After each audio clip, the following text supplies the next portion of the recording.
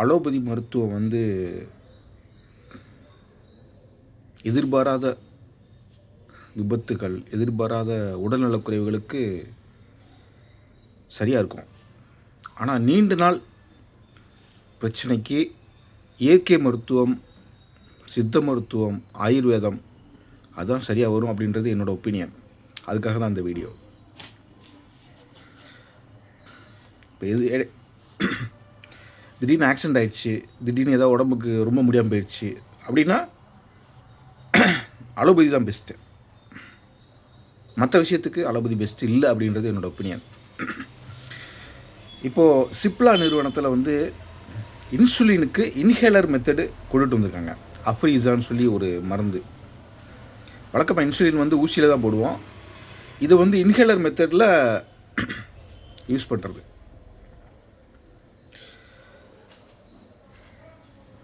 இது சரியான மெத்தடா?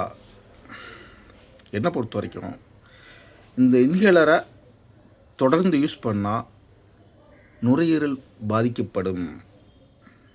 நுரையீரல் புற்றுநோய் வருவதற்கான வாய்ப்பு ரொம்ப அதிகம் அப்படின்றது என்னோடய ஒப்பீனியன்.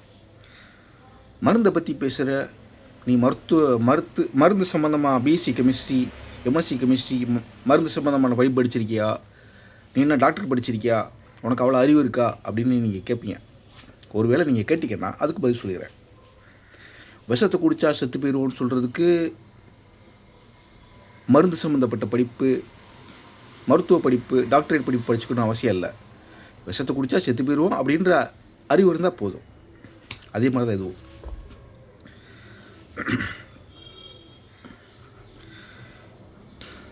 உங்களுக்கு சந்தேகம் அப்படின்னா இதுக்கு முந்தின போஸ்ட்டில் ஜெமினியில் அதோட சைடு எஃபெக்ட்ஸை பற்றி கேள்வி கேட்டு அது சொன்ன ரிப்போர்ட்டை ஸ்க்ரீன்ஷாட் எடுத்து போட்டிருக்கீங்க, பார்த்துக்கோங்க.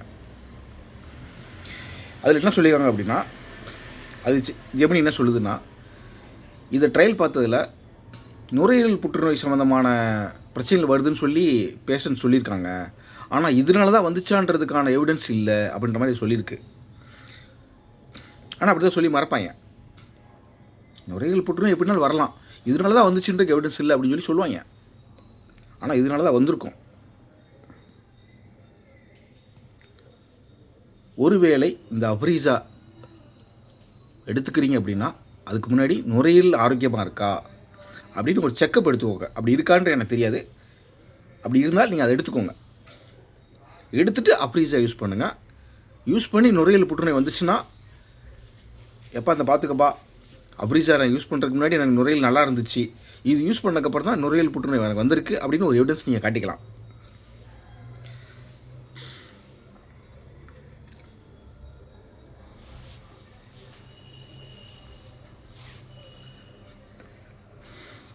இப்போது மருத்துவம் அப்படின்னா, ஒரு வியாதி வந்துச்சுன்னா மருத்துவம் பார்த்தா அந்த வியாதி சரியாகணும். அப்படி சரியாகலை அப்படின்னா அது மருத்துவம் கிடையாது, வியாபாரம், பக்கா பிஸ்னஸ்.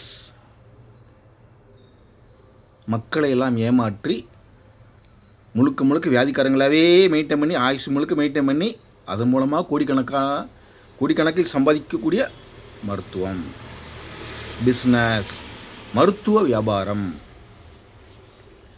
இதான் இன்றைக்கி உலகம் முழுக்க நடந்துக்கிட்டு இருக்குது அலோபதி மருத்துவத்தில். இப்போ சுகருக்கு மாத்திரை சாப்பிடுவாங்க, மாத்திரை சாப்பிட்றவங்க பல பேர் இருப்பீங்க. பிபிக்கு மாத்திரை சாப்பிட்றவங்க பல பேர் இருப்பீங்க. ஆயுசு முழுக்க நீங்கள் இந்த மாத்திரை சாப்பிட்டுக்கிட்டே தான் இருக்கணும். வியாதி சரியாகாது கேட்டால் அப்படி தான் சொல்கிறாங்க. இது சரியாகாதுப்பா, அப்படி தான்ப்பா இருக்கும். அப்புறம் இந்த மயத்துக்கு இந்த மாத்திரை சாப்பிட்ணும். வியாதி சரியாகாது, ஆனால் நாங்கள் மாத்திரை சாப்பிட்டுட்டே இருக்கணும் ஆயுசு முழுக்க அப்படின்னா அது எப்படி மருத்துவமாகும்? அது வியாபாரம். உலகம் முழுவதும் இந்த சுகர், பிபின்ற 2 விஷயத்தை மட்டும் வச்சு பல கோடி ரூபாய் சம்பாதிச்சிட்டு இருக்காங்க. ஆயிரக்கணக்கான மருந்துகள் இருக்குது, அது வேற. இந்த 2 மருந்துகள் மட்டும் வச்சு பல கோடி ரூபாய் வியாபாரம் பண்ணிட்டு இருக்காங்க.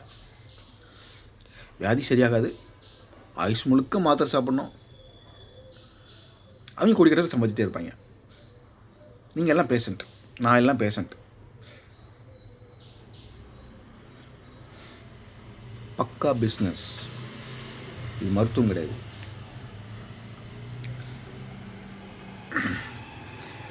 இன்னும் ஒரு சில விஷயங்கள் நிறையா இருக்குது. பாடி செக்கப்புக்கு வாங்க, full complete body checkup. Just 500 rupees, just 1000 rupees, just 5000 rupees அப்படின்னு கூப்பிடுவாங்க. வெத்தலை பாக்க வச்சு கூப்பிடுவாங்க. என்ன பண்ணுவீங்க? நம்பி போவீங்க. நம்பி போகிற 1000 பேரில் 500 பேரை வியாதிக்காரனை மாற்றிடுவாங்க. அவங்க பிஸ்னஸ் நடக்கணும்ல, அதுக்காக. என்ன பண்ணுவாங்க? உங்களுக்கு சுகர் இருக்குது, உங்களுக்கு பிபி இருக்குது, கொலஸ்ட்ரால் இருக்குது, இந்த மாத்திரை சாப்பிடுங்க, அந்த மாத்திரை சாப்பிடுங்க, அந்த மாத்திரை சாப்பிடுங்க அப்படின்னு ஒரு லிஸ்ட்டு கொடுத்து சாப்பிட வச்சுருவாங்க. சாப்பிட பழக்கி அடிமைக்கிறாங்க. நீங்கள் சாப்பாடு சாப்பிட்றீங்களோ இல்லையோ, இந்த மாத்திரை சாப்பிட்றதுக்கு அடிமையாயிருவீங்க. ஐயோ 9 மணி ஆச்சு, இந்த மாத்திரை சாப்பிட்ணும். 1 மணி ஆச்சு, இந்த மாத்திரை சாப்பிட்ணும். 5 மணி ஆயிடுச்சு, இந்த மாத்திரை சாப்பிட்ணும் அப்படின்ட்டு மாத்திரை சாப்பிட ஆரம்பிச்சுடுவீங்க. ஆயுஸ் முழுக்க சாப்பிட்டுட்டே இருப்பீங்க. வியாதி சரியாகாது. அவங்க கோடிக்கணக்கில் சம்பாதிச்சிக்கிட்டு இருப்பாங்க. நான் என்ன மாதம் 300 ரூபாய்க்கு வாங்குறேன், 500 ரூபாய்க்கு வாங்குறேன், 1000 ரூபாய்க்கு வாங்குறேன், அதில் எப்படி அவங்க சம்பாதிக்க முடியும் அப்படின்னு நீங்கள் கேட்பீங்க. நீங்கள் ஒரு ஆள் வாங்குற மாத்திரை 300 ரூபா, 500 ரூபா, 1000 ரூபா, 2000 ரூபா. உலகம் முழுக்க கோடிக்கணக்கான பேர் வாங்குறாங்க. அப்போ அவங்க எவ்வளோ சம்பாதிப்பாங்க பாருங்க, ஒரு நாளைக்கு, ஒரு மாதத்துக்கு பல கோடி. That is business. நீங்கள் ஒரு ஆள் வாங்குற மாத்திரை மட்டும் வச்சு கணக்கு பண்ணாதீங்க. உங்களை மாதிரி கோடிக்கணக்கான பேர் வாங்குவாங்க மாதம் ஆயுஷ் முழுக்க. That is their business. இப்போ வியாதி சரியாயிடுச்சு அப்படின்னா அவங்களாம் மருந்து வைக்க முடியுமா? கோடிக்கணக்கு சம்பாதிக்க முடியுமா? முடியாது. அதனால் வியாதி சரியாக விட மாட்டாங்க. உங்களை மேலும் மேலும் பேஷண்ட் ஆகிட்டே இருப்பாங்க. இந்த மாத்திரை சாப்பிடு, அந்த மாத்திரை சாப்பிடுன்னு பேஷண்ட் ஆகிட்டே இருப்பாங்க. மருந்து சாப்பிட வச்சுட்டே இருப்பாங்க. இதுதான் நடக்கும். இதான் நடந்துக்கிட்டு இருக்கு.